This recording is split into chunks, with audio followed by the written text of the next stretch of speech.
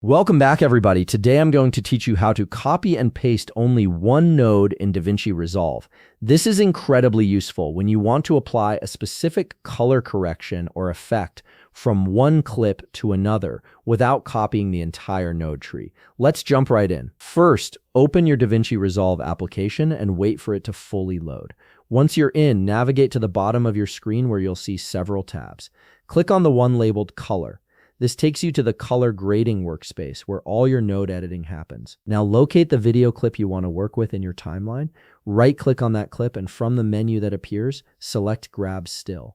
This creates a snapshot of your current grade, which we'll use as a reference point for copying our node. You'll see a thumbnail appear in your gallery. Next, make sure the gallery is visible on your screen. You'll find it at the top left of your interface. Click on Gallery if it's not already open. This panel displays all the stills you've grabbed, making it easy to reference and manage your color grades. Now it's time to move to a different clip where you want to paste the node. Click on another clip in your timeline. Once that clip is selected, head over to the node panel. Press Alt+S on your keyboard to add another node.